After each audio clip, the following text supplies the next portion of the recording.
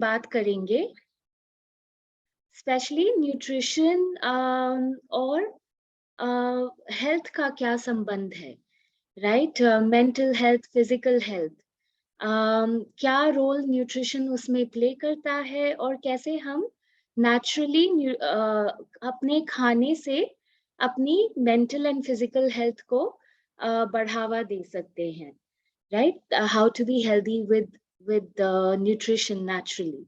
So today we have with us Dr. Neeraj Nagaich. He is senior consultant of gastroenterology in Fortis Escorts Hospital in Jaipur, and he has vast experience of many years, 22 years of clinical experience, in fact. And he is also a fellow of American College of Gastroenterology. And we also have with us Dr. Praveen, who is a child specialist. And he has over 18 years of experience in his field. And he's also a counselor on parenting with in terms of children, how to bring them up, raise them up. And he works for Manipal Hospital in Ghaziabad as a consultant. So welcome to both our speakers, doctors, and also my brief introduction. Mera naam Megha Pai hai. I have a master's in clinical psychology, and I'm also a mindfulness expert, and I will be talking about the mental health aspect of nutrition. So over to Dr. Neeraj, and then we'll hear from Dr. Praveen, and then towards the end, we'll talk about mental health. So, thank you, Megha ji. And I think we want that today's main speaker should be Megha ji, and she'll be covering what nutrition can do to us. So, you can share your presentation, Megha ji, and if you are able to share your presentation or directly you want to take it. Yeah. Yes. Yes, we can see it. So now we all know that basically everything, every feeling, every emotion is governed basically by the hormones, the nerve flow happening in our body, and the basic nature of the food we take that has a lot of direct relation to do with that. So Megha ji will be taking us to a journey of how we can get the best of our hormones and best of our health by food. Yes, Megha ji. Thank you, Dr. Neeraj. So, starting with the age-old wisdom, कि you are what you eat, right? हमने ये सुना होगा, जैसा अन्न वैसा मन. तो more and more research is finding कि ये सच में बहुत true है, it's very true and important for us to know. What we are taught since childhood, कि जब when we eat well, we will look good and we will be physically healthy, right? The emphasis of food has always been with how we look and physical fitness ke saath.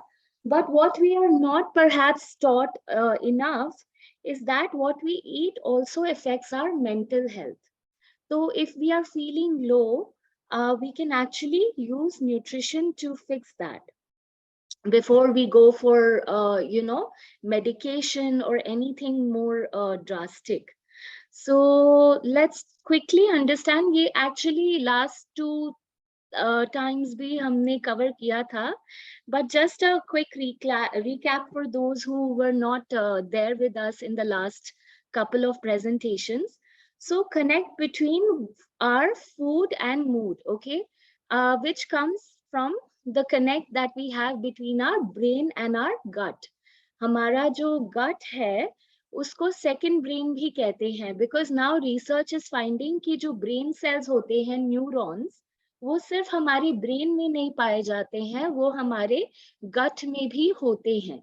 और गट में एक और चीज होती है जिसको हम कहते हैं gut bacteria, right, the microbiome. हमारे अंदर million billions and trillions of bacteria, fungi और बहुत सारे ऐसे छोटे छोटे क्या कहते हैं उनको, जीव जंतु हैं जो which are helping us to digest our food, and also वो न्यूरो ट्रांसमिटर्स, न्यूरो केमिकल्स के प्रोडक्शन में हेल्प करते हैं। और इनफैक्ट अब ये रिसर्च आ रही है कि 95% of the bodies supply of serotonin. Serotonin एक ऐसा मॉलिक्यूल है, केमिकल है, जो कि हमारे it's called the happiness molecule, right. ये हमने लास्ट टाइम भी डिस्कस किया था। तो ये जो मॉलिक्यूल है जिसकी वजह से हमारा मूड स्टेबलाइज होता है और हम खुशी फील कर पाते हैं, वो 95% एक्चुअली हमारे गट में बनता है, सिर्फ 5% हमारा ब्रेन बनाता है। And so eating healthy promotes good bacteria in our gut. Okay, the good bacteria in our gut, in return they help with the production of these neurotransmitters, which leads to good mental health.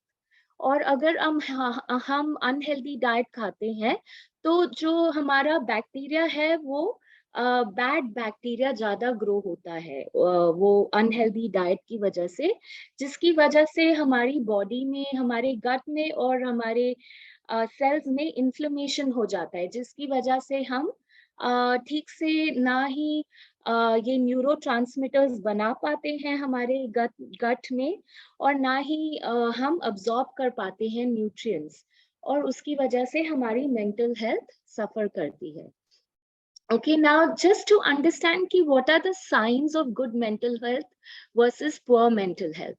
Okay, if your mental health is good, तो आपका जो mood है वो positive रहेगा, मतलब आपकी life में उत्साह रहेगा, you will feel happy, और आपको एक मतलब औरों से कनेक्टेडनेस फील होगी, और आपका जो एनर्जी लेवल है, ना केवल फिजिकल एनर्जी लेवल पर मेंटल एनर्जी लेवल भी हाई रहेगा, आपको जीवन में रुचि लगेगी, और आपका जो ब्रेन भी फंक्शनिंग है, जैसे कि सोचने की शक्ति, आपका अटेंशन स्पैन, अलर्टनेस, ये सब हाई रहेगा, और मेमोरी भी आपकी शार्प रहेगी, डिसीजन मेकिंग एबिलिटी भी आपकी अच्छी और हाई रहेगी, राइट। पर on the other hand, opposite of that, poor mental health is when our mood is low and always fluctuating.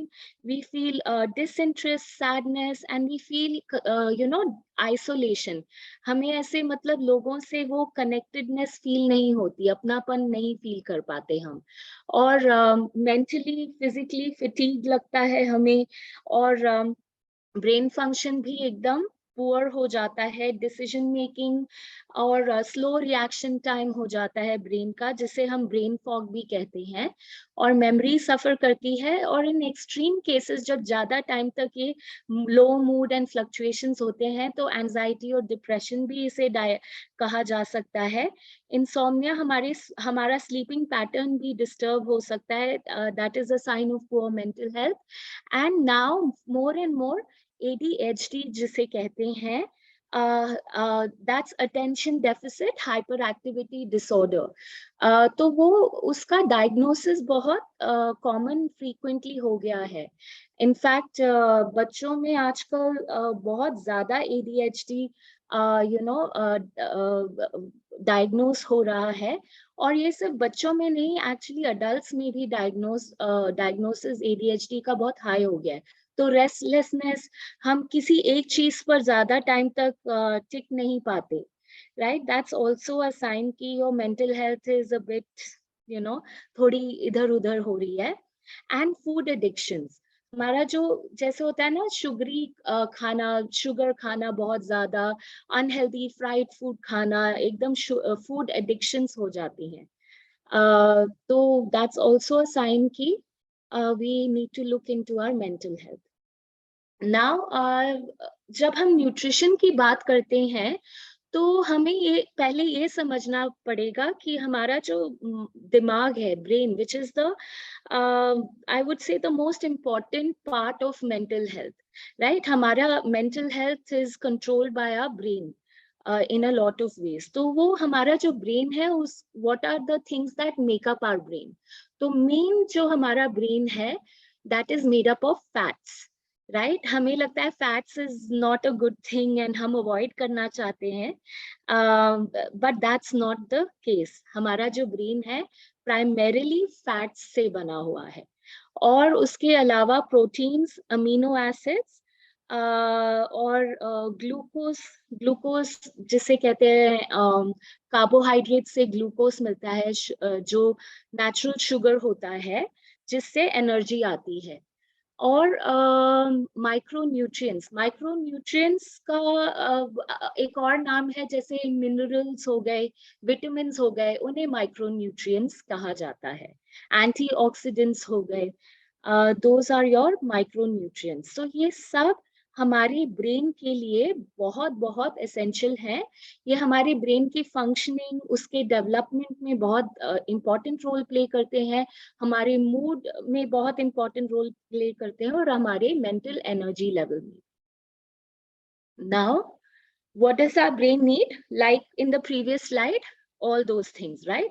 So fats, not just any kind of fats, specifically omega-3 or omega-6, क्योंकि ये जो omega-3 and omega-6 हैं, these are the brain protective fats.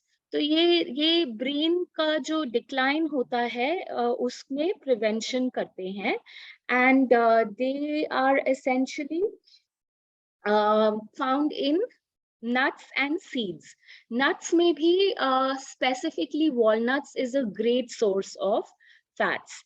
Okay, now you can also get fats from fatty, fish. Fish is a great source, but I think that is open to discussion, because right now fish also has a lot of mercury, and it's not as food even in the oceans is not as um, what can you say, free from pollution as it used to be. So toxicity levels in seafood is quite high nowadays. So I guess Dr. Neeraj can guide us through that a lot better. So what are the good sources of these omega-3 and 6? Proteins and amino acids. जो protein, amino acid जो है वो protein का ही एक रूप है। मतलब amino acids, जब प्रोटीन हमारी बॉडी में ब्रेक डाउन होता है तो उसको अमीनो एसिड बोलते हैं। तो ये बहुत ही इम्पोर्टेंट बिल्डिंग ब्लॉक्स हैं हमारे न्यूरोट्रांसमीटर्स के लिए, जो केमिकल्स की मैंने पहले भी बात की थी। तो those are made up of amino acid. Okay, तो ये जो है, ये हमारा, हम कैसा फील करते हैं और कैसा बिहेव करते हैं उसमें बहुत ही बड़ा रोल प्ले करते हैं। और mood, sleeping, attentiveness of the brain, and even weight gain and weight loss, proteins and amino acids play a huge role in that. Okay, and like I said, they help in creating the neurotransmitters, जैसे कि dopamine. Dopamine is the molecule, you can call it the motivating molecule of the brain. जब आपके brain को आपसे कुछ काम कराना है ना, तो वो डोपामीन यूज करता है, right? It's like a reward system. जब डोपामीन हमारे ब्रेन में प्रोड्यूस होता है तो हमें ऐसा, मतलब एक वी फील रिवॉर्डेड, मोटिवेटेड। तो जब हमारे में डोपामीन डेफिशिएंसी हो जाती है, जब हम अच्छे से डोपामीन नहीं प्रोड्यूस कर पाते, that is when we feel depressed, हमें कुछ करने का मन नहीं करता, राइट? सो वो रुचि ना रहना किसी भी चीज में, that is a sign of dopamine not working properly in our brain. Serotonin की बात तो हम कर ही चुके हैं, तो happy hormone, very simple. Norepinephrine is another name for adrenaline. तो एड्रेनलिन हमारा हमारा ब्रेन का वो मॉलिक्यूल है, chemical produced in the brain which is responsible for fight and flight, right? कोई प्रॉब्लम आती है हमारे सामने, कोई डेंजर होता है, तो वो adrenaline is what helps us to prepare for that situation. It helps us to either face the situation or if need be get away from the situation.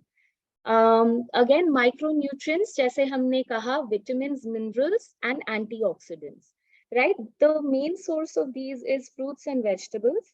And if in vitamins specifically jo B complexes hote hain, B6, B12, folic acid, these are very, very important for your brain to function well and for your mood to be stabilized.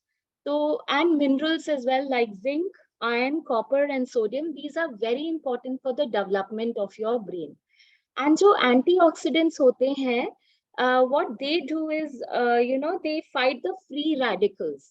That free radicals वो होते हैं जो हमारे body में ageing process करते हैं, sales को destroy करते हैं.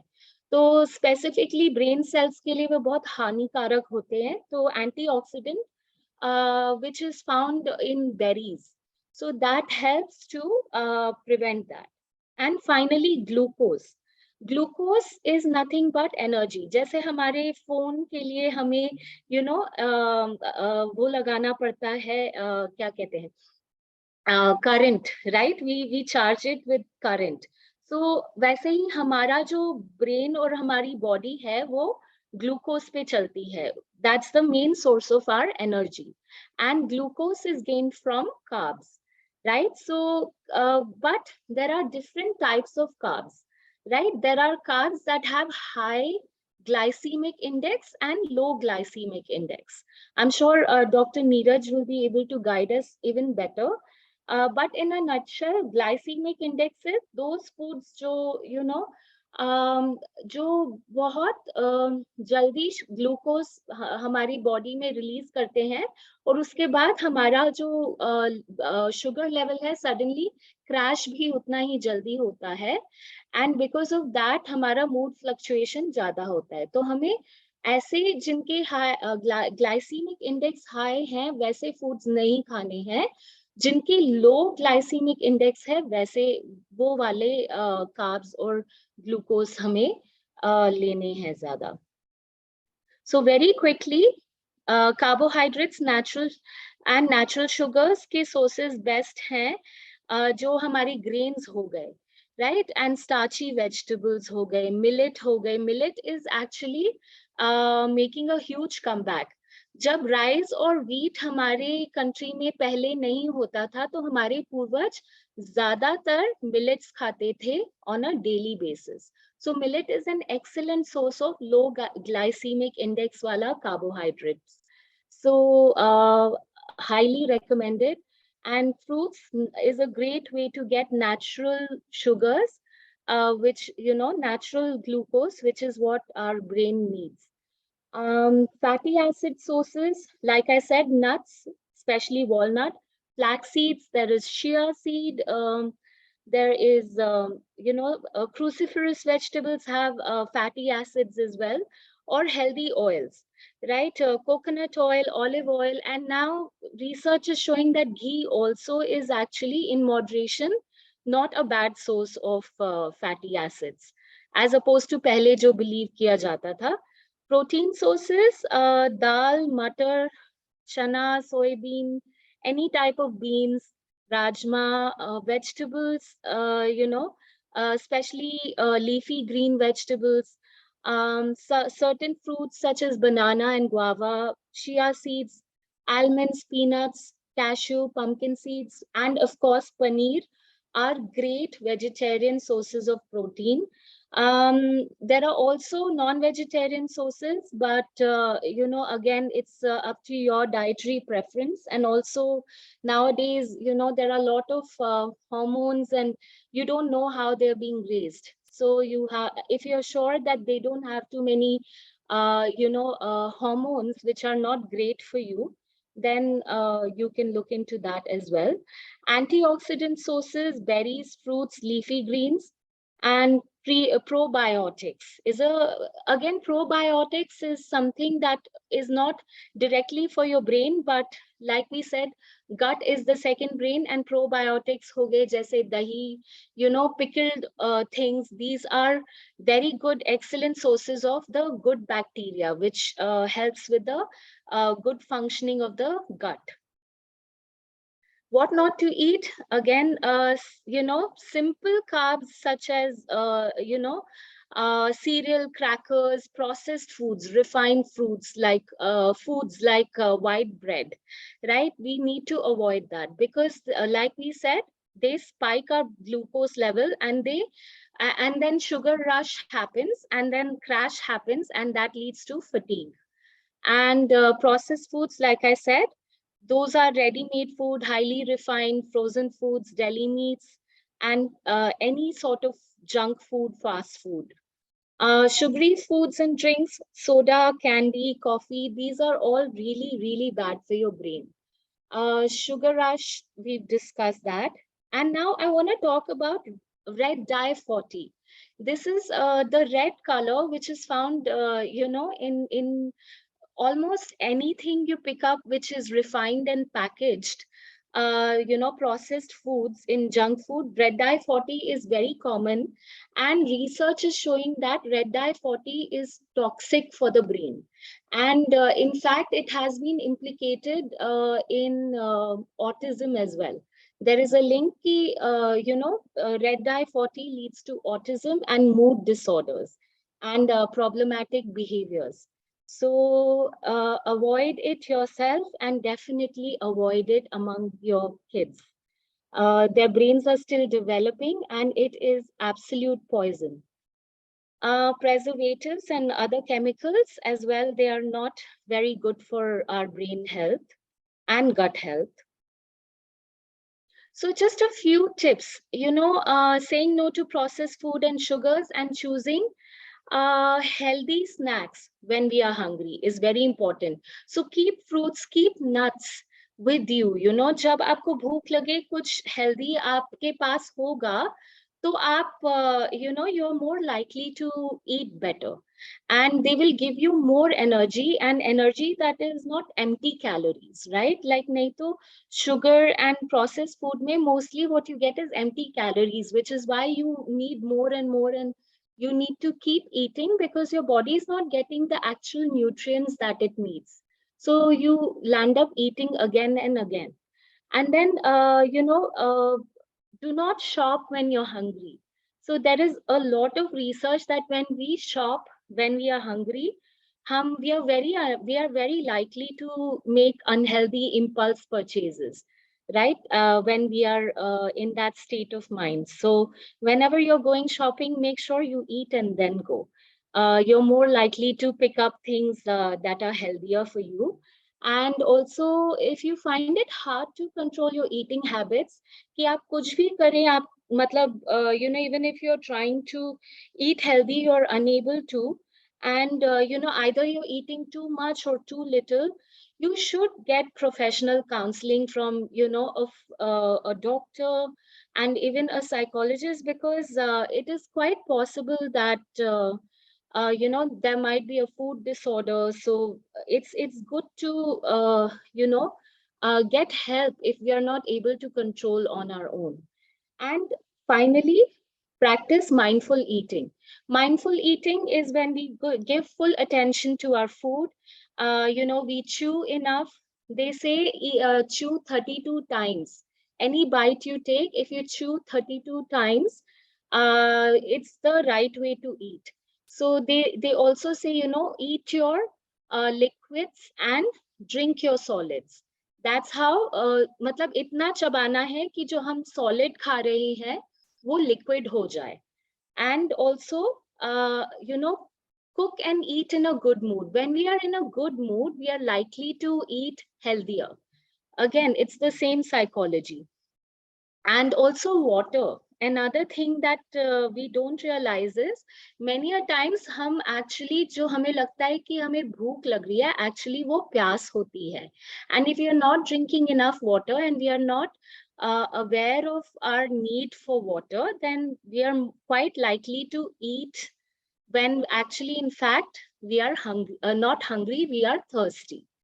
And do not multitask when you're eating. जब आप खा रहे हैं तो प्लीज सिर्फ खाना खाएं, टीवी के सामने बैठकर ना खाएं, फोन पे कुछ करते हुए नहीं खाएं, क्योंकि तब that is when we tend to overeat and mindlessly eat.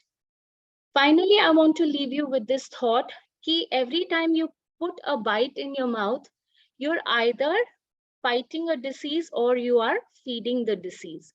So you have to ask yourself, which one is it? Is this going to feed the disease or is it going to help me fight? So maybe that will give us the, the determination we need to make better choices. Over to you, Dr. Neeraj. Thank you so much, Meghaji. It was really an excellent presentation with a complete overview and really the insight and the things how we can make our life healthier. So this all things are very important. Like the last slide Meghaji showed that every time we eat, we have to see that are we trying for health or are we trying for simple taste buds? And in the last talk, even I discussed, last talk में मैंने बताया था कि बहुत छोटा सा हमारा brain का पार्ट है, जैसे हम कहते हैं विल पावर सेंटर, जो पूरी हमारी बॉडी को गवर्न करता है. या अदरवाइज हम टेस्ट की बात करते हैं तो जरा सा 1 इंच स्क्वायर का जो हमारा टंग का टेस्ट बर्ड है, वो हमारी बॉडी की फिगरिंग या डिफिगरिंग को कर सकता है. तो ये बहुत इंपॉर्टेंट है. तो नॉलेज के साथ साथ उस नॉलेज को डे टू डे लाइफ में भी कैसे डालना है, ये भी बहुत इंपॉर्टेंट होता है. तो हमें पता तो होता ही है, एटलीस्ट जितने लोग अभी आज जिन लोगों ने अटेंड किया, जिन्होंने नहीं भी किया, एवरीवन नोज, बट उसको कैसे डालना है, जब डालने की बात आती है प्रैक्टिस में, वहां पे हमारा विल पावर वाला सेंटर थोड़ा सा टेस्ट बड की तरफ डाइवर्ट हो जाता है. तो हम उस मोमेंटरी प्लेजर की वजह से आगे की हेल्थ को रिस्क में डाल देते हैं. यहाँ पे हमारी विल पावर बहुत इंपॉर्टेंट है. विल पावर को बढ़ाने का तरीका है meditation. Meditation is the thing which can improve your mental muscles या विल पावर. जैसे हम लोग जिम जाते हैं बॉडी बनाने के लिए, वैसे ही जब हम proper guided meditation proper technique के थ्रू करते हैं तो हम अपने उस मेंटल मसल को बना पाते हैं, जो हमें राइट चीज को कराने में हेल्प करता है और रॉन्ग चीज को कराने से रोकता है. उसे हम स्ट्रांग बनाते हैं एवरी टाइम. डेफिनेटली आज के इसमें हमने मेनली न्यूट्रिशन या फूड पे रखा था. And being a gastroenterologist and knowing the anatomy of body is very important. ये मैसेज यहाँ पे बताना बहुत ज़रूरी है. ये किसी स्पिरिचुअल एंगल से, रिलीजियस एंगल से या और किसी एंगल से नहीं है, बट ये प्योर साइंस के हिसाब से, हमारी एनाटॉमी के हिसाब से मैं बताना चाहूँगा कि हमारा जो बॉडी डिज़ाइंड है वो, मैं एग्जांपल से बताता हूँ इसको. हम सब लोग, ज़्यादातर लोग ने कार ड्राइव करी है तो हम जानते हैं 2 तरह के मॉडल्स आते हैं. एक पेट्रोल मॉडल होता है, एक डीजल मॉडल होता है, राइट. तो मतलब मैं एक एग्जांपल देता हूं कि जैसे हमारे पास पेट्रोल कार है और उसमें अगर हम डीजल डाल दें, पेट्रोल इंजन में डीजल डाल दें, तो क्या होगा, कैसे चलेगी हमारी कार. या केरोसिन डाल दें फॉर एग्जाम्पल, तो क्या होगा, हो सकता है चल जाए कुछ किलोमीटर, लेकिन इंजन सीज हो जाएगा उसका. तो ये बहुत इंपॉर्टेंट है कि जो डिजाइनिंग जैसी है जिसकी, उसमें हम वही चीज, वही फ्यूल डालें. तो इसी तरीके से हमारी बॉडी की जब हम बात करते हैं तो जो पूरा डिजेशन है वो होता है इंटेस्टाइन से. इंटेस्टाइन 2 तरीके के होते हैं, small intestine and large intestine. Small को हम कहते स्मॉल हैं, बट वो 6 मीटर लंबा होता है. उसको हम खोल दें तो 6 मीटर लंबी लेंथ होती है उसकी स्मॉल इंटेस्टाइन की. उसका ल्यूमेन छोटा होता है, इसलिए स्मॉल बोलते हैं. और लार्ज इंटेस्टाइन 3 मीटर लंबा होता है, 3 मीटर, तो कुल मिला के 9 मीटर पूरा इंटेस्टाइन जो हमारा है, इतना बड़ा हमें दिया गया है वेजिटेरियन डाइट को डाइजेस्ट करने के लिए, वेजिटेबल फूड को डाइजेस्ट करने के लिए। जो नॉन वेजिटेरियन ईटिंग एनिमल्स है, लायंस या दूसरे कार्निवोर्स, उनका इंटेस्टाइन बहुत छोटा होता है, इतनी जरूरत नहीं है, क्योंकि वो बहुत फास्ट डिजेस्ट होता है, जितना लंबा होगा वो स्टिंग करेगा। तो हमारी बॉडी, ह्यूमन बॉडी डिजाइंड है वेजिटेरियन फूड के लिए, ये हमें जानना बहुत जरूरी है साइंटिफिक एंगल से, स्पिरिचुअल रिलीजियस एंगल से नहीं, साइंटिफिक एंगल से। आपकी बॉडी बनाई गई है वेजिटेरियन फूड को डाइजेस्ट करने के लिए। हम ओरल माउथ कैविटी की बात करते हैं, जो हमारे डेंटिशन टीथ समय दिए गए हैं और जो डाइजेस्टिव ग्लैंड्स दिए गए हैं, they all are made for vegetarian food. तो अगर हम वेजिटेरियन फूड लेते हैं तो हम राइट डिजाइन में राइट फ्यूल डाल रहे हैं, और नॉन वेजिटेरियन डालते हैं तो अपनी हेल्थ को रिस्क में कर रहे हैं, नंबर 1। नंबर 2, बहुत सारी मिथ्स प्रिवेल हो गई हैं कि भाई प्रोटीन में वेजिटेरियन डाइट एडिक्वेट नहीं होती या सर्टेन विटामिन, ये ऑल आर मिथ्स।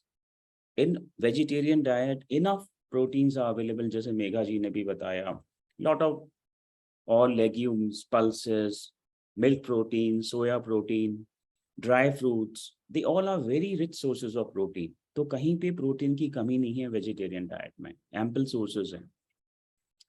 स्टडीज हो चुकी हैं कि इवन जिन लोगों में लिवर खराब है उनमें vegetable protein is better than animal protein. ये स्टडीज हैं WHO की, गूगल कर सकते हैं। जिसका लिवर खराब है उसके लिए वेजिटेरियन प्रोटीन डाइजेस्ट करना इजी है as compare to non vegetarian, और वो बेनिफिशियल भी रहता है। तो क्लियर है कि हमें वेजिटेरियन डाइट पे ही रिजॉर्ट करना है, and we do have ample like availability of vegetarian protein with us, and also other nutrients also. तो ये चीज हो गई, विल पावर को हमें इम्प्रूव करना है, और एवरी डे ये देखना है कि हम कहाँ पे जा रहे हैं, हेल्थ की तरफ जा रहे हैं या केवल टेस्ट बड्स की तरफ जा रहे हैं, प्लेजर की तरफ जा रहे हैं। इमीडिएट हमें प्लेजर मिल जाता है, सीरोटोनिन रिलीज होके या थोड़ा हमें कंफर्ट लगता है, बट लॉन्ग टर्म में अपनी बॉडी को रिस्क में डाल रहे हैं। And I am telling you, non alcoholic fatty liver disease जो ओवरवेट लोगों में देखने को मिल रही है, वो एक एपिडेमिक की तरह एशिया में या इंडिया में फैल रही है। उसका रीजन है ओवरवेट होना। तो हमें वेट को बहुत केयरफुली चेक करना है, वेट इंक्रीज नहीं होने देना है, बिकॉज अब हेपेटाइटिस बी, हेपेटाइटिस सी पे हम कंट्रोल कर चुके हैं, और कमिंग टाइम में non alcoholic fatty liver disease या फैटी लिवर डिसीज सबसे मेन कारण होने वाला है हमारे लिवर डैमेज का। तो हमें वेट को बहुत सीरियस नोट पे हैंडल करना पड़ेगा। यस, एंड टाइमिंग बहुत इम्पॉर्टेंट है। अक्सर क्या है, मैं क्लिनिक में पेशेंट्स जब देख रहा होता हूँ तो कई लोग कहते हैं कि इवन मैं वेट कम करने के लिए इवन ब्रेकफास्ट भी मैंने स्किप कर दिया है, जबकि ये जस्ट अपोजिट है। अगर हम, तो 2 चीज़ें इंपॉर्टेंट है डाइट में, एक तो टाइमिंग और एक नेचर ऑफ डाइट। नेचर के बारे में मेघा जी ने बहुत अच्छे से बताया है। टाइमिंग का भी इम्पोर्टेंस है कि हमें मॉर्निंग में ब्रेकफास्ट लेना बहुत ज़रूरी है। ब्रेकफास्ट हमें वेट कम करने में हेल्प करेगा, ये सीक्रेट है। अगर आप ब्रेकफास्ट लेते हैं तो आपका वेट कम होगा, और धीरे धीरे जैसे जैसे हम इवनिंग या नाइट की तरफ जाते हैं, हमें उसका वॉल्यूम कम करना होता है, फूड का लो कैलोरी रखना होता है। तो हमें एक हेल्दी ब्रेकफास्ट, बल्कि अगर पूरे 24 घंटे में अगर एक टाइम पे हम थोड़ा सा एक्स्ट्रा कैलोरी ले सकते हैं, दैट इज ब्रेकफास्ट। उस, और फिर धीरे धीरे हमें उसे कम करना है। ऐसे मान के चलें कि अगर हम ब्रेकफास्ट नहीं लेते तो हमारी बॉडी ये मान के चलती है कि यार इनका भरोसा नहीं है, ये भूखा रखेंगे, तो बॉडी क्या है, स्टोर करना चालू कर देती है फैट के फॉर्म में। और अगर हम सुबह उठते ही उसको कैलोरीज दे देते हैं तो वो बॉडी खुश हो जाती है कि ये तो पूरे दिन खिलाएगा मुझे, तो बर्न करना चालू करते हैं, तो मेटाबॉलिज्म हाई हो जाती है। तो हम ब्रेकफास्ट से पूरे दिन एक हाई मेटाबॉलिज्म में बर्न करते हैं। और नाइट का खाना डेफिनेटली स्टोर होता है फैट के फॉर्म में, तो नाइट में हमें मिनिमाइजेशन करना है। डेफिनेटली मेघा जी ने बहुत डिटेल में बताया, मैं कार्बोहाइड्रेट्स, ऑयल, शुगर, इन चीज़ों को अवॉइड करना है। नेचुरल वेजिटेबल प्रोटीन्स, फ्रूट्स, जितने नेचुरल कलर्स की तरफ हम जाएंगे उतना बेटर है। आर्टिफिशियल कलर्स नहीं देखने हमें, नेचुरल डाइट लेनी है। बहुत अच्छा प्रेजेंटेशन किया है मेघा जी ने, and Megha ji, if you want to add something, and then we can take some questions.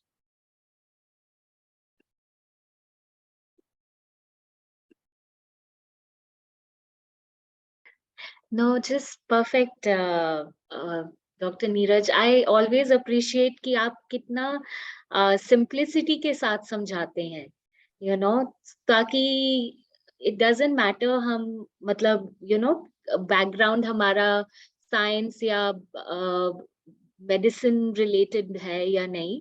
Everybody understands, and I think it was very well said. Or if we follow everything you say, physical health and mental health will both, flourish. So आपके अगर कोई questions हैं तो आप सब लोग या तो chat में डाल सकते हैं, नहीं तो mic unmute करके भी पूछ सकते हैं. चैट बॉक्स में कुछ क्वेश्चंस हैं जो मैं लेना स्टार्ट करता हूँ. जी. तो एक क्वेश्चन पूछा है कि रिगार्डिंग पाइल्स, या जैसे लेमन टर्म में तो हम पाइल्स कहते हैं, वैसे हीमरॉइड्स कहते हैं, उसके लिए क्या डाइट बेटर रहेगी. तो यूजुअली कॉन्स्टिपेशन जब होता है और हम एक्स्ट्रा एफर्ट्स करते हैं, स्ट्रेनिंग करते हैं, तो लोअर डाउन एनल एरिया के वेन्स डायलेट हो जाते हैं, जिसे हम हीमरॉइड्स या लेमन टर्म में पाइल्स कहते हैं. वहाँ पे ब्लड आना या पेन होना, ये सीक्वेंस रहते हैं. तो कॉन्स्टिपेशन हमें अवॉइड करना है. तो कॉन्स्टिपेशन जब अवॉइड करने की बात आती है तो यहाँ पे दो चीज़ें इंपॉर्टेंट हैं. एक तो आपको फाइबर ज़्यादा से ज़्यादा लेना. फाइबर मतलब ग्रीन सलाड्स, पपाया, रफेज, दलिया, इस तरह की फाइबर्स ज़्यादा लेने, नंबर 1. दूसरा physical activity like walking, and वो भी हमें हेल्प करती है. दो चीज़ें हमें हेल्प करती है. अभी यहाँ पे मैं एक और मिथ ब्रेक कर दूंगा. ज़्यादातर लोगों को ये माइंड में सेट रहता है कि पानी लेके, वाटर लेके वो कॉन्स्टिपेशन से जीत जाएंगे. पानी बहुत अच्छा है हमारे हेल्थ के लिए, बहुत यूजफुल है. 60 to 70% से ज़्यादा हमारी बॉडी में वाटर है, हेल्थ के लिए फ़ायदेमंद है. बट कॉन्स्टिपेशन में अकेली रेमेडी नहीं है. अगर हम 20 लीटर से भी ज़्यादा पानी पिएंगे तो भी वो हमारे कोलोन में लास्ट में वाटर नहीं पहुंच पाएगा, यूरिन के थ्रू ही एक्सक्रीट हो जाएगा. वाटर हमें तभी हेल्प करेगा जब हमारी डाइट में फाइबर होगा, तभी वो वाटर रिटेन होकर नीचे कोलोन तक जाएगा. पानी पीना अच्छा है, पानी पीना जरूरी है, बट कॉन्स्टिपेशन पे आप अकेले पानी से नहीं जीत सकते. आपको फाइबर बढ़ाना पड़ेगा, इंपॉर्टेंट है. वाटर लेना है, बट पूरा फोकस वाटर पे रखने के बजाय फाइबर पे फोकस करना है कॉन्स्टिपेशन के लिए खासकर. और एक्सरसाइज, वॉक करना है, और रफेज वाले फ्रूट्स एंड वेजिटेबल्स हमें ज़्यादा लेने हैं rather than refined carbohydrates. हम whole grains, दलिया, इस तरह की चीज़ें यूज़ करें. Yeah, Vinita ji wants to ask some question. Yeah, Vinita ji, you can ask. Good morning, sir. Yes, yes. Sir my question is, क्या गैस्ट्रिक प्रॉब्लम अगर किसी को बहुत लंबे टाइम से है तो वो हार्ट डिजीज में कन्वर्ट होने में कोई रोल प्ले करता है क्या? Gastritis, acidity. Very good question. Gastritis या एसिडिटी एज सच अगर हम बात करें डायरेक्टली, एक हेल्दी पर्सन है जिसमें गैस्ट्राइटिस मतलब ज्यादा एसिड बन रहा है किसी रीजन की वजह से, एसिडिटी है या अल्सर है, समथिंग समथिंग, उसका हार्ट से कोई भी लिंक नहीं है. 0% लिंक है, कोई भी लिंक नहीं है. अगर वो हेल्दी है पर्सन, नॉर्मल वेट है, हेल्दी है और नॉन स्मोकर है, कोई रिस्क फैक्टर नहीं है, तो गैस्ट्रिक अल्सर, एसिडिटी, उसका हार्ट से कोई रिलेशन नहीं है. अब दूसरा कंटेक्स्ट ये है कि जो ओवरवेट लोग हैं, जो अल्कोहल स्मोकिंग यूज कर रहे हैं, जिनमें और सारे रिस्क फैक्टर्स हैं, अगर उनमें एसिडिटी के संग हो रहा है तो वो वैसे ही हार्ट के लिए ज़्यादा प्रीडिस्पोज्ड है. तो कहने का मतलब है पेशेंट का प्रोफाइल इंपॉर्टेंट है. अगर वो ओवरवेट है, स्मोकर है, अल्कोहलिक है, स्ट्रेस फैक्टर्स है, तो अब उसमें अल्सर भी हो रहे हैं, गैस्ट्राइटिस भी हो रही है और हार्ट डिसीज भी हो रही है. बट अगर हम एक हेल्दी पर्सन की बात करें जिसमें ज़्यादा एसिड बन रहा है, बट हार्ट के लिए वो उतना नहीं कंट्रीब्यूट करता है. तो आई थिंक आपको आंसर मिल गया होगा अपने क्वेश्चन का. तो एसिडिटी को हमें डायरेक्टली वैसे कंट्रोल करना है मेडिकेशन से, बट हार्ट के लिए एसिडिटी कंट्रीब्यूट नहीं करती. कई बार ये इम्पॉर्टेंट है कि इन मतलब रेसिप्रोकल है। कई बार हम जिसे एसिडिटी समझ रहे होते हैं वो हार्ट के मैनिफेस्टेशंस होते हैं। ऐसा अक्सर देखा है, अपर पार्ट में एसिडिटी हो रही है एंड वो हार्ट की इवेंट हो सकते हैं। तो अगर आपका हाइपरटेंशन है, डायबिटीज है, एल्डरली हैं आप, पहले कभी किसी में फैमिली हिस्ट्री है, तो अर्जेंट ईसीजी कराना मस्ट है। कई बार कार्डियक इवेंट या एमआई हार्ट इस तरह से प्रेजेंट करता है इंडिजेशन के फॉर्म में, एसिडिटी, पेन अपर एब्डोमेन, खासकर इंफीरियर वॉल एमआई में ये एब्डोमिनल सिम्टम्स ज्यादा देखने को मिलते हैं। या और क्वेश्चन कौन पूछना चाहते हैं? राधे जी। यस जी मैम, आवाज सुन पा रहे हैं? जी जी मैम, मेरा जॉइंडिस हो गया था। ओ मैंने अभी 2 दिन पहले जांच कराई। पहले टोटल बिलिरुबिन 17 आ रहा था, अब मेरा कम हो गया है। SGOT-PT कम हो गया है। डॉक्टर ने बोला कि थोड़ा रिकवर है लेकिन जॉइंडिस है अभी, तो विदाउट मेडिसिन के अपन खाने पीने से सही हो सकते हैं क्या? बहुत अच्छा क्वेश्चन पूछा है आपने। तो यहाँ पे 2-3 चीजें इंपॉर्टेंट है। पहली चीज तो ये पता लगाना जरूरी है, खासकर जॉन्डिस 1 या 2 बिलिरुबिन तक तो ठीक है, बट इतना हाई जॉन्डिस, इतना हाई लेवल तो हमें एग्जैक्टली पता करना जरूरी है उसका रीजन क्या है। तो अकॉर्डिंगली उसको ट्रीट करना पड़ेगा। बहुत सारी रीजंस होते हैं जिसे हम लेमन टर्म में जॉन्डिस कहते हैं, बिलिरुबिन बढ़ना या हेपेटाइटिस या लिवर इश्यूज होना। तो हमें एग्जैक्टली पता करना पड़ेगा किस वजह से हो रहा है, उसको ट्रीटेबल है तो ट्रीट करना पड़ेगा। बट अगर हमने सारा पता कर लिया है कि ये जस्ट वायरल हेपेटाइटिस जो बहुत कॉमनली होता है ए या ई की वजह से या किसी अदर इन्फेक्शन की वजह से थोड़े लिवर फंक्शंस डीरेंज होते हैं, अगर हमने पता कर लिया है तो फिर उसमें डाइट का क्या रोल रहेगा। तो यहाँ पे और मुझे एक मिथ ब्रेक करने का मौका मिल रहा है। अक्सर हम लोगों के मन में ये भर दिया गया है और या हम समझते हैं कि अगर हमें लिवर की कुछ प्रॉब्लम है तो हमें बिल्कुल न्यूट्रिशियस खाना, मतलब ऑयल तो एटलीस्ट बिल्कुल ही नहीं लेना है, केवल उबली हुई ये सब लेनी है चीज़ें। ये बहुत बड़ी गलत फहमी या मिथ है। अगर हमें लिवर में जॉन्डिस या बिलिरुबिन बढ़ा भी हुआ है तो भी हमें एक न्यूट्रिशियस डाइट लेना बहुत ज़रूरी है। हमें एकदम ऑयल को अवॉइड करने की ज़रूरत नहीं है, एक्सेस तो नहीं लेना है, बट पैलेटेबल खाना लेना है क्योंकि आपकी एपेटाइट पहले ही गई हुई है। ये क्लिनिकल प्रैक्टिस में हम लोग डे एंड नाइट देख रहा हूँ मैं लास्ट 20 ईयर्स में। जैसे ही किसी को जॉन्डिस या बिलिरुबिन रेज होता है, उसके फैमिली मेंबर्स, रिलेटिव्स ना उसको बिल्कुल स्टार्व कर देते हैं, उसको उबला हुआ खाना देते हैं, लौकी की सब्जी, समथिंग समथिंग, कुछ भी देते नहीं है, वो और वीक हो जाता है। तो मैं अक्सर ये इसमें 5 मिनट एक्स्ट्रा काउंसलिंग करता हूँ अपने पेशेंट की कि जॉन्डिस या बिलिरुबिन बढ़ने का मतलब ये नहीं है कि हमें बिल्कुल लाइट या उबला हुआ खाना लेना है। हम एक न्यूट्रिशियस खाना ले सकते हैं, ऑयल अलाउड है अगर आप डाइजेस्ट कर पा रहे हो तो। जी सर। मैं नॉर्मल हेल्दी खाना खाना है, बहुत ज़्यादा ऑयल अवॉइड करने का मैटर नहीं है, बट हेल्दी फूड खाना है एंड पता करना है कि किस वजह से वो लिवर का अफेक्शन हो रहा है, उसको ट्रीट करना है अकॉर्डिंगली। तो वो इंडिविजुअलाइज केस है, बट जनरल रिकमेंडेशन ये है कि हमें एक्सट्रीम नहीं जाना है, ना तो अवॉइडेंस में ना इंक्लूजन में। Okay sir, thank you.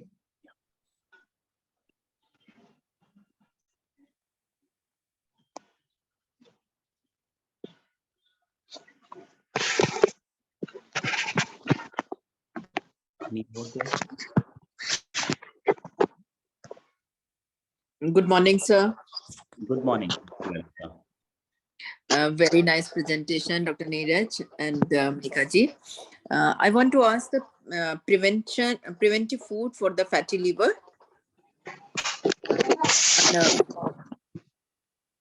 Yeah. Megha ji को non-alcoholic. या मेगा जी को मैं चांस देना चाहता हूँ इसमें बताने के लिए। Mega ji.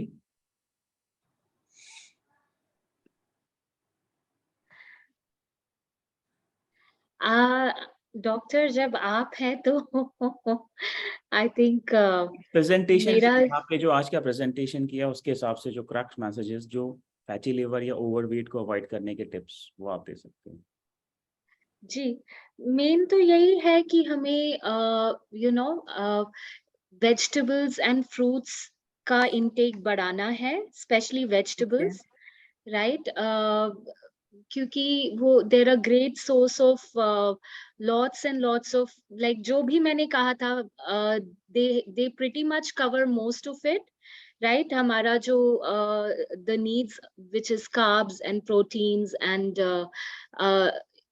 you know, a little bit of fat as well in some of them. Cruciferous vegetables ho gaye, leafy greens ho gaye, so rainbow colored vegetables, उसका intake बढ़ाना होगा. Fruits, great source of good natural sugar, right. And avoiding refined processed foods is very very Okay. important. And also you know, जो sugary जो refined sugar है, white sugar, that is like you know, that is like poison, so वो हमें avoid करना है.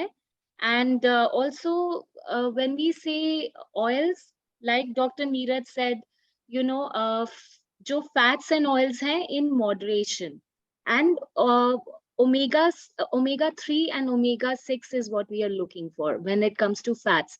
We need to avoid trans fats and saturated fats. Correct me if Okay. I'm wrong, Dr. Neeraj, but that's my understanding कि omega 3 and omega 6 के हमें मात्रा बढ़ानी है हमारे fats में, which is helpful. And जो trans and saturated fats हैं वो हमें अवॉइड करने हैं. Doctor, if you can give more of क्या है वो exact trans and saturated fats, क्या हमें अवॉइड करने हैं? So basically these are the compositions, हम depending upon the side chains and fatty acids की chain कितनी लंबी है, हम उसको divide करते हैं different categories में. But उसका crux अगर हम निकालना चाहे, practical tip देना चाहें, तो अक्सर मैं even again OPD का example दूंगा. Patients की बहुत इच्छा होती है कि कोई ना डाइट चार्ट मिल जाए, कहीं से कोई डाइट चार्ट दे दे और उसको फॉलो करने लगे. तो मैं काउंसलिंग में बोलता हूँ कि बहुत डिफिकल्ट है. डाइट चार्ट हमें मिल भी जाएगा, डाइटिशियंस का रोल बहुत इंपॉर्टेंट है, बट हम उसको प्रैक्टिकली हर बार अप्लाई नहीं कर सकते. हम 1 हफ्ते कर सकते, 1 महीने, 2 महीने, 6 महीने, फिर हम डाइट चार्ट को कहाँ गायब हो जाता पता भी नहीं चलता. तो मैं उन्हें एग्जाम्पल देके बताता हूँ कि जिस तरह से पूरी हम बड़ी गीता को 2 या 2 लाइंस में अगर हम याद करना चाहते हैं गीता का मैसेज, तो 2 मैसेज गीता हमें देती है. एक तो ये देती है कि कर्म करो, फल की चिंता मत करो, एंड सेकंड आत्मा अमर है. ये 2 मैसेज गीता के हैं जो यूनिवर्सल हैं, गीता को समझाते हैं. इसी तरह से डाइट चार्ट का मैं शॉर्ट गीता वाला मैसेज बताता हूँ पेशेंट्स को, आपको भी बता रहा हूँ. हमें डेली बेसिस पे एनालाइज करना है कि हम अपनी डाइट में से ऑयल, कार्बोहाइड्रेट, शुगर, इनको कैसे मिनिमाइज कर सकते हैं. ऑयल, शुगर, कार्बोहाइड्रेट, इनको मिनिमाइज कैसे कर सकते हैं. फ्रूट्स, वेजिटेबल, इनको कैसे इंक्रीज कर सकते हैं. First rule. सेकंड, हम अपने डिनर या लेट वाले पार्ट में कैलोरीज कैसे कम कर सकते हैं और मॉर्निंग वाले पार्ट में कैलोरीज कैसे बढ़ा सकते हैं. आई थिंक ये 2 चीज़ें अगर हम समझ ले तो हम अपना डाइट चार्ट खुद बना सकते हैं. हमें केयरफुली ये देखना है कि हम ऑयल, शुगर कहाँ से कम कर रहे हैं, और प्रोटीन, वेजिटेबल, फ्रूट्स, उनको कहाँ से इंक्लूड कर रहे हैं, और डिनर को कैसे मिनिमाइज कर रहे हैं. आई थिंक ये क्रक्स है किसी भी वेट लॉस डाइट का, या डाइट का जो हेल्दी डाइट हम बोलते हैं. Doctor, if you'll permit me, Geeta का एक और मैं सार डाल देती हूँ, क्योंकि इन टर्म्स दैट मैंने कहीं ये, this was a very nice quote that I had read somewhere, कि eat the food that your grandmother would approve of. Right, जो आपकी दादी नानियाँ जो आपके खाने को अप्रूव करें वो खाएं. तो हमारे पूर्वजों का जो खाना है वो एक्चुअली बहुत कंप्लीट, बहुत ही पोषणदायक रहता है. So if we can go back to you know our roots and eat traditionally, जो ट्रेडिशनल खाने हैं उनको हम अगर अपनाएं, तो most of these lifestyle diseases will not happen.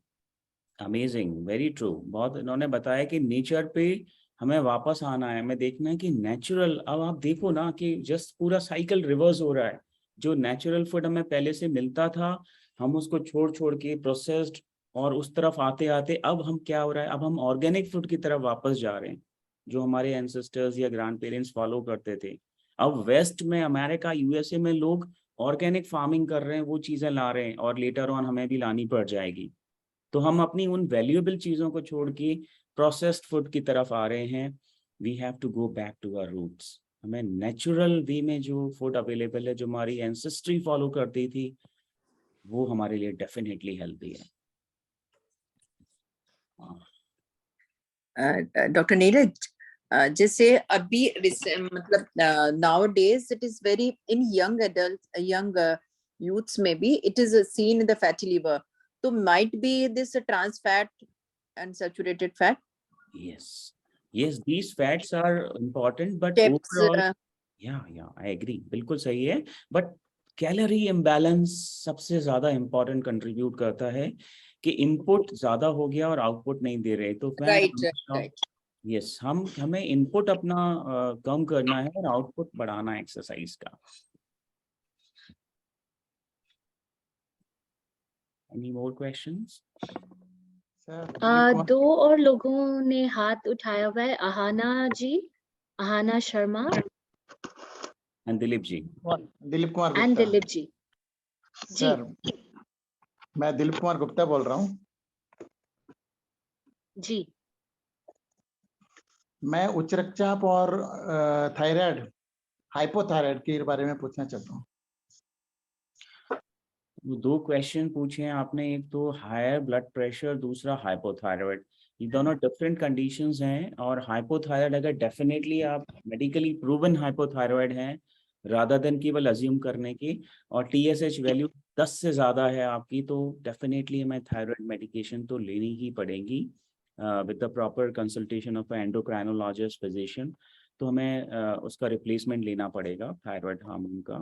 But अगर अब थायराइड वाले पर्सन्स में मेटाबॉलिज्म कम होती है, तो हमें थोड़ा कैलोरी पे और ध्यान देना पड़ेगा। हम जो कम भी खा रहे हैं वो हमारी बॉडी और डिपॉजिट कर रही है, तो हमें और ज़्यादा इस पे फोकस करना पड़ेगा कि हम लो कैलोरी फूड लें, ऑयली शुगर अवॉइड करें और एक्सरसाइज इंक्लूड करें। It is for thyroid. Blood pressure के लिए डेफिनेटली अगर हायर ब्लड प्रेशर है तो I think salt restriction and oil restriction हम थोड़ा इसमें एडवोकेट करते हैं कि हमें सॉल्ट बहुत एक्सेस नहीं लेना है और ऑयली भी थोड़ा अवॉइड करना है, क्योंकि ब्लड प्रेशर के संग कार्डियक रिस्क भी जुड़ जाती है। तो ये आई थिंक आंसर है। मेरा टीएसएच लेवल 7 और 8 के बीच में था जब मेरी मेडिसिन स्टार्ट हुआ। मैं थायरॉक्सिन का 25 mg लेता हूँ। Actually this is a individualised discussion, but इसमें मेडिकल हम ज़्यादा एडवाइजेस इसमें कवर करने की बजाय ये एडवाइस करेंगे कि एंडोक्राइनोलॉजिस्ट या फिजिशियन से आप उसको प्रॉपरली ये देख पाएँ। कई सारे फैक्टर्स हमें माइंड में लेने होते हैं, फैमिली हिस्ट्री का लेना होता है, टीपीओ एंटीबॉडीज का लेना होता है, उसके बेसिस पे हम जज करते हैं कि हमें ट्रीट करना है कि नहीं करना है। तो you should consult with a physician endocrinologist. You can message to me also. Okay.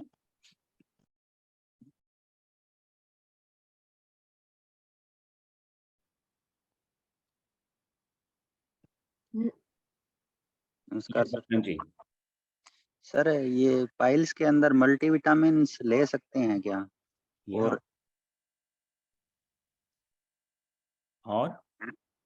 और सर, कर्ड लेने के बाद जो इंटरनल हेमोरॉइड है वो ट्रिगर हो जाती है, जिससे ब्लीडिंग होती है, क्या इससे भी होता है क्या? एक्चुअली विटामिन हम ले सकते हैं, विटामिन का कोई हार्मफुल इफेक्ट नहीं होता हेमरॉइड्स पे। और कर्ड का अगर आपका इंडिविजुअलाइज एक्सपीरियंस है कि लेने से कुछ फील हो रहा है, दैट्स डिफरेंट थिंग, पर अदरवाइज कर्ड एक अच्छा फूड है और हेल्दी फूड है। प्रोबायोटिक, जैसा मेगा जी ने बताया, प्रोबायोटिक का अच्छा सोर्स है और किसी तरह से हार्मफुल नहीं है।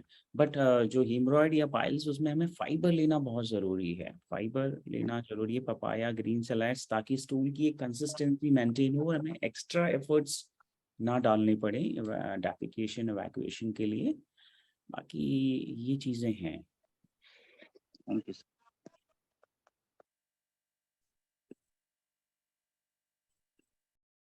गुड मॉर्निंग डॉक्टर साहब।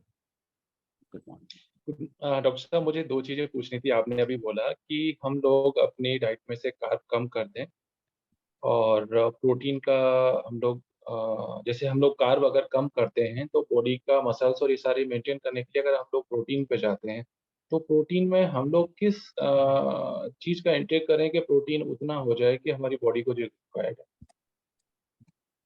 या तो बेसिकली इसकी कैलकुलेशन हम लोग मान के चलते हैं कि 1 ग्राम पर केजी का एक एवरेज पर्सन में रिक्वायरमेंट रहता है। जैसे अगर 70 केजी वेट है तो एटलीस्ट 70 ग्राम हमें प्रोटीन पर डे 24 आवर में लेना चाहिए।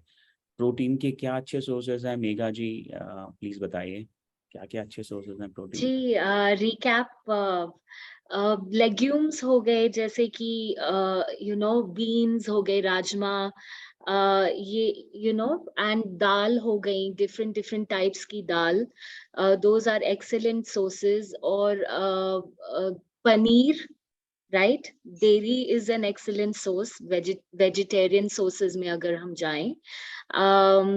सो डेफिनेटली जितने काला चना इज ग्रेट, I've read काला चना जो होता है, it's an excellent source of protein. जी, एक थैंक यू मैम। एक और चीज पूछनी थी मुझे कि जो प्रोटीन का तो आपने बताया हमें कि सबसे बड़ी दिक्कत ये आती है अगर कार्ब कम करते हैं तो हर रोज अगर हम लोग प्रोटीन में पनीर लेते हैं तो वो पॉसिबल नहीं हो पाता। होता है ना कि ऊब जाता है इंसान रोज वही सारी चीजें। तो आपने कई सारे ऑप्शन दिए तो उनको चेंज करके कर सकते हैं हम लोग। एक चीज पूछनी थी मुझे, ये डायबिटीज से रिलेटेड। आफ्टर कोविड हम लोगों को कोविड हुआ था 2021 में अप्रैल में। उसके बाद में हम लोगों का डायबिटीज जो लेवल था वो बढ़ गया है, 6.1 हुआ मेरा।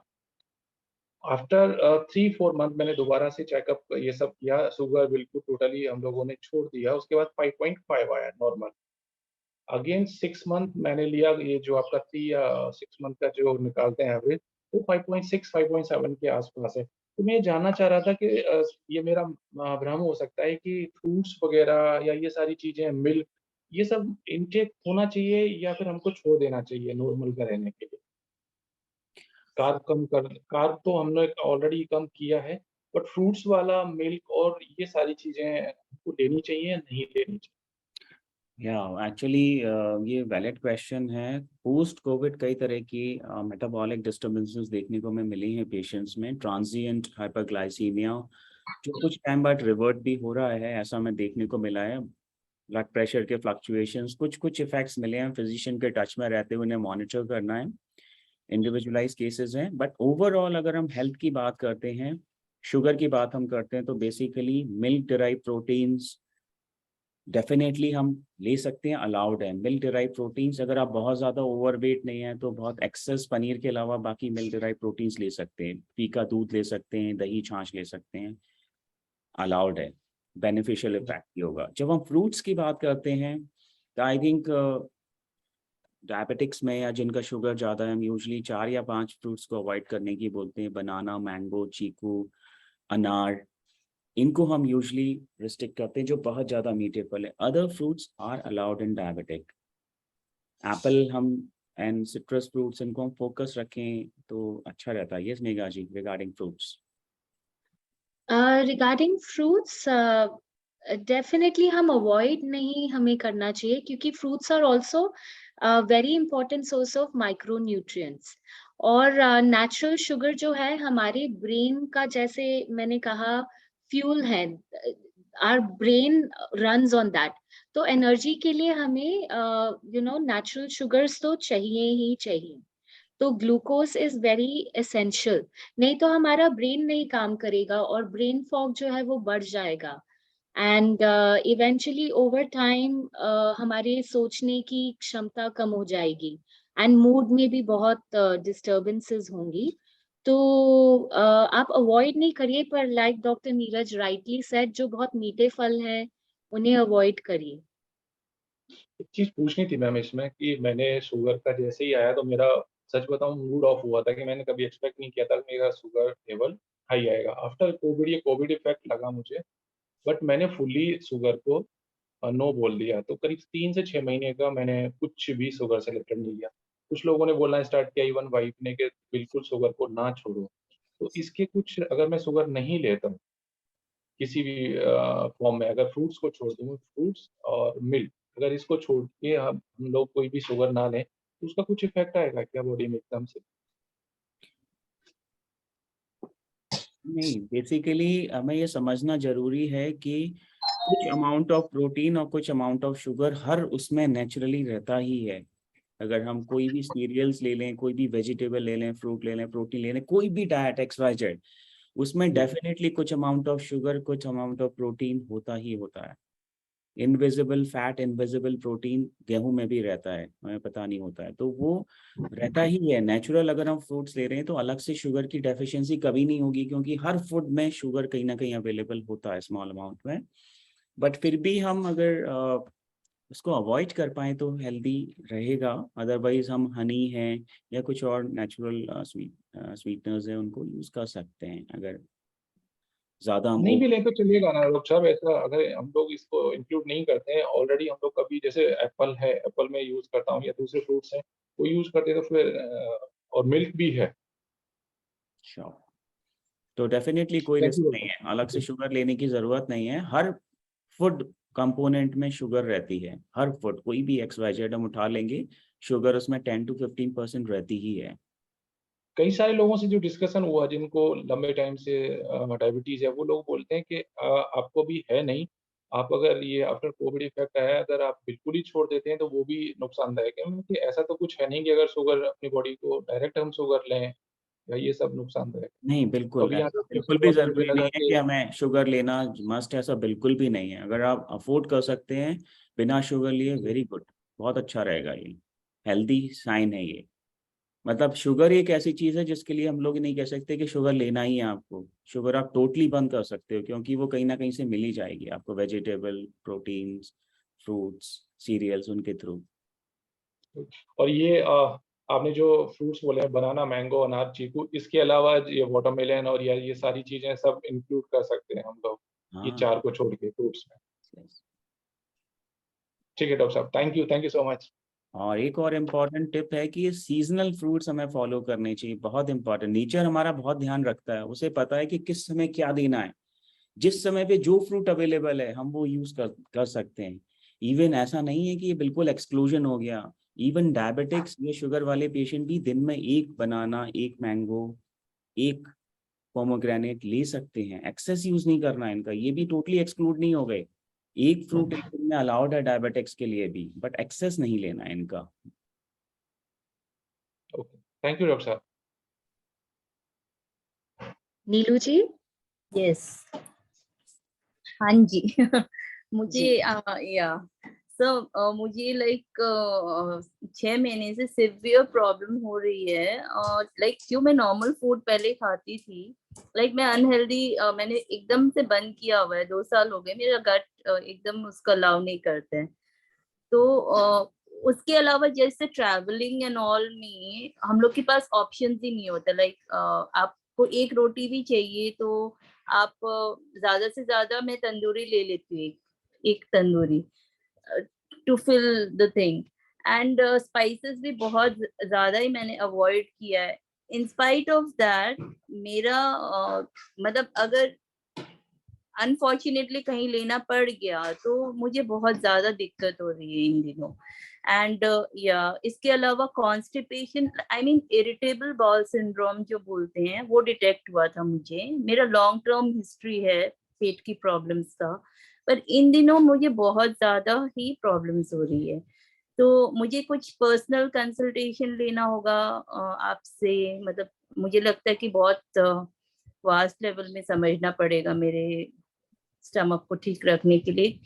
हालांकि मैं बहुत ज्यादा हेल्थ कॉन्शियस हूँ, बहुत वीडियोस वगैरह देखती हूँ, बट गट के लिए मुझे कुछ प्रॉपर डाइट या वैसा कुछ अभी तक समझ में नहीं आया जो मैं फॉलो करूँ और मैं स्वस्थ रहूं। तो it has hampered my lifestyle also. मतलब जो मैं करना चाहती हूँ, लाइक मॉर्निंग में उठ के मैं चाहती हूँ कि मैं वॉक के लिए निकलूं, बट ड्यू टू कॉन्स्टिपेशन मुझे 1 घंटा 1.5 घंटा ऐसा होता है कि पानी पियो, बार बार वॉशरूम जाओ, मतलब 1 1.5 घंटा मेरा वेस्ट हो जाता है। उसके बाद मेरा एनर्जी लेवल फिर लो हो जाता है। तो मुझे बहुत ज्यादा प्रॉब्लम हो रही है, तो मुझे क्या करना चाहिए? यस नीलू जी, बहुत इम्पोर्टेंट क्वेश्चन है। और ये क्वेश्चन कई पीपल के लिए, कई पेशेंट्स के लिए, नॉर्मल लोगों के लिए इम्पॉर्टेंट होता है। इंडिविजुअलाइज डिस्कशन इम्पॉर्टेंट है इसमें कि रियली हम जैसे हैंडल कर रहे हैं वो वास्तव में नॉर्मल कॉन्स्टिपेशन है, फंक्शनल कॉन्स्टिपेशन है, ऑर्गेनिक कॉन्स्टिपेशन है, या आईबीएस के कॉन्स्टिपेशन का एक स्पेक्ट्रम का पार्ट है। तो थोड़ा सा एक बार हमें इंडिविजुअलाइज बेसिस पे उसको वंस रूल आउट करना ज़रूरी होता है। बट अगर एक बार हम सारा रूल आउट कर देते हैं और फिर हम आते हैं कि फंक्शनल कॉन्स्टिपेशन है या आईबीएस कॉन्स्टिपेशन वाला पार्ट है, तो वो हैंडल करे जा सकते हैं। क्रक्स उनका वही रहता है कि दो चीज़ें कॉन्स्टिपेशन में हेल्प करती हैं, high fibre food and exercise and walk. कई बार हमें मेडिकेशन की हेल्प लेनी चाहिए रादर देन हम टोटली मेडिसिन अवॉइड करें। अगर हम एक साइकिल कॉन्स्टिपेशन का ब्रेक करते हैं 2 to 3 months का, तो हेल्पफुल होता है। अक्सर क्या होता है, हम शॉर्ट 7 days के लिए 10 days के लिए मेडिसिन लेते हैं, कॉन्स्टिपेशन की बंद कर देते हैं, अगेन वो साइकिल आ जाती है। तो एक साइकिल कॉन्स्टिपेशन का ट्रीटमेंट 2 to 3 month एडवाइज रहता है medically, then we gradually taper that. And ये बहुत इंपॉर्टेंट है, ऑर्गेनिक डिसीज भी रूल आउट करें। और अपने व्यूवर्स को बताना चाहूँगा, आईबीएस से डरे नहीं। आईबीएस कोई बहुत खतरनाक बीमारी नहीं है, आईबीएस एक फंक्शनल डिसीज है। बहुत सारी बीमारियों को एक्सक्लूड करने के बाद हम आईबीएस बोलते हैं। अगर आईबीएस किसी फिजिशियन ने, किसी गेस्ट्रो ने आपका डायग्नोस कर लिया है, डरने की बिल्कुल ज़रूरत नहीं है।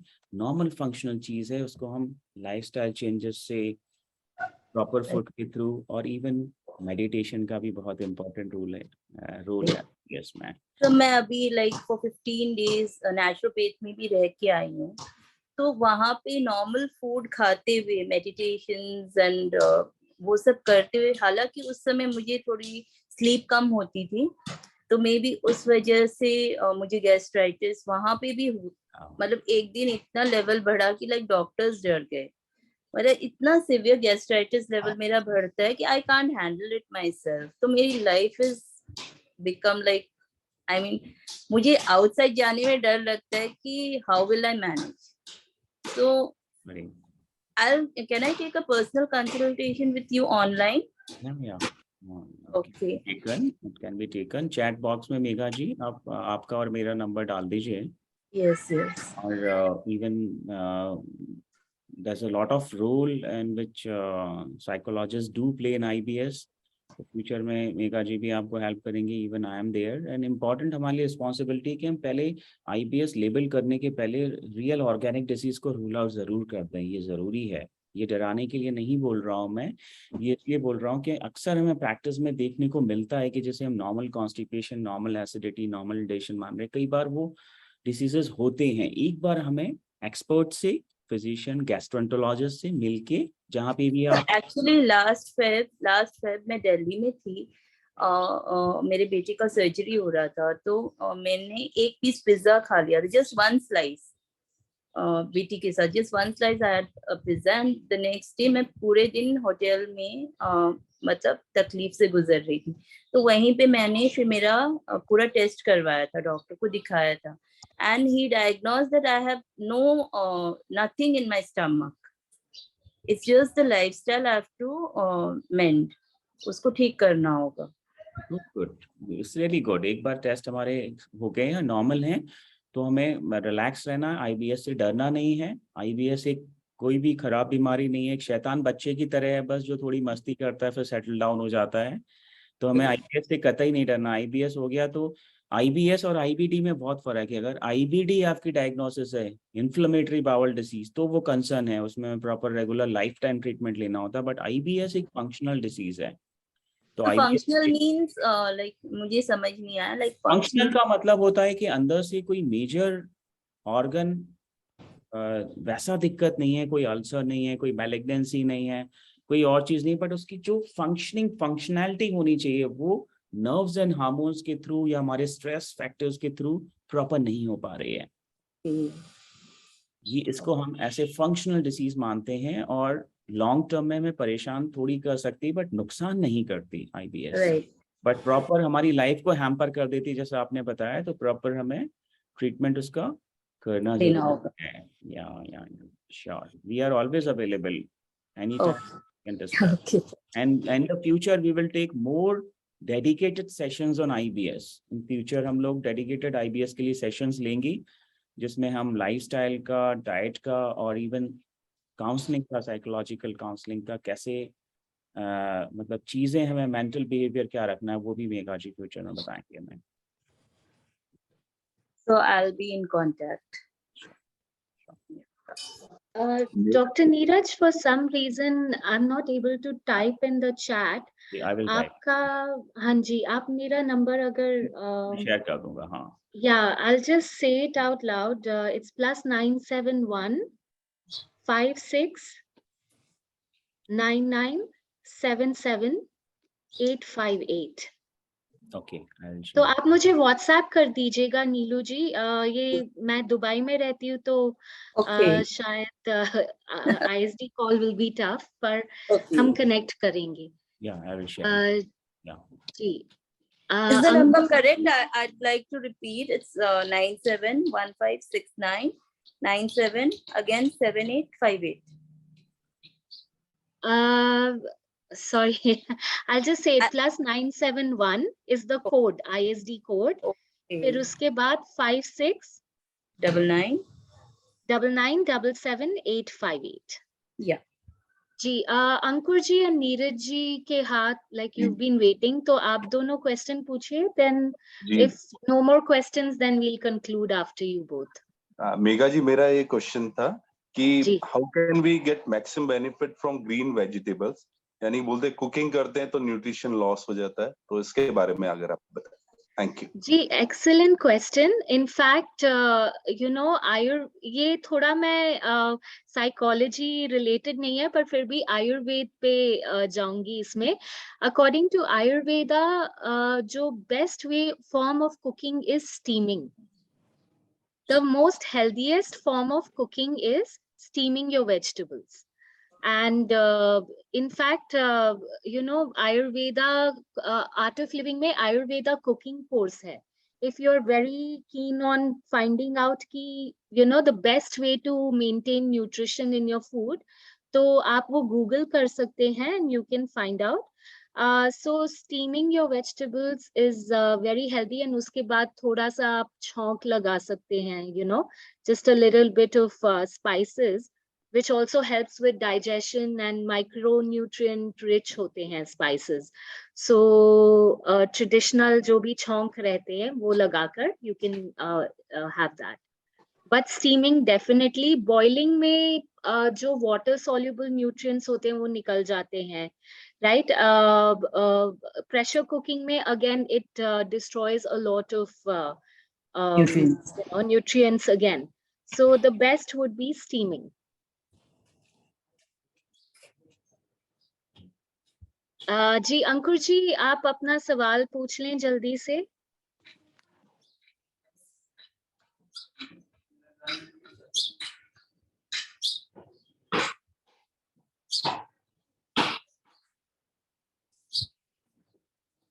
अंकुर जी, unmute कर लें आप जल्दी से, और after that we will conclude. Yes, मेरा क्वेश्चन है regarding means tips for reducing cholesterol. Actually मेरा कोलेस्ट्रॉल लेवल थोड़ा हाई है, तो उसको कैसे हम रिड्यूस कर सकते हैं? मैं थोड़ा सा ओवरवेट भी हूँ और फैटी लीवर भी है। जी, Dr. Neeraj, if you would like to handle this. Yeah, you continue. जी, आपका फैटी लिवर आपने कहा, और cholesterol? Yes, cholesterol. Okay. Right. So my understanding is that again, going back to cutting down, like Dr. Neeraj said, cutting down on you know, carbohydrates, oils, and sorry, what was the third thing you had said to cut down on? Sugar, right? Yes. Sugar. So these three things reduce, and avoid trans fat, saturated fats. Again, repeating omega-3 and 6, if whatever fats you're eating, make sure it's that.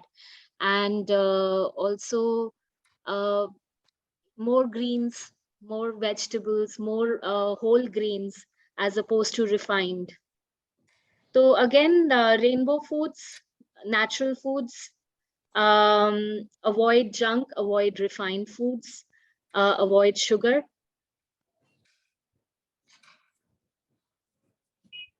anything more you'd like to add, Dr. Neeraj? I think it's perfect.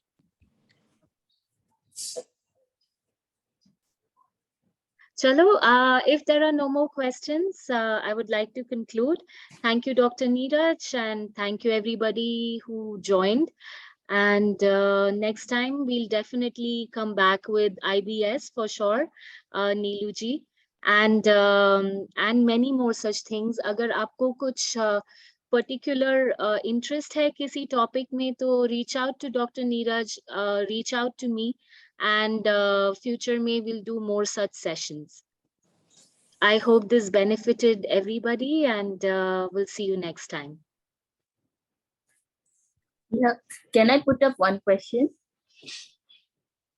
Gee, if it's not, I mean, if it's more general, otherwise you now have Dr. Neeraj's number.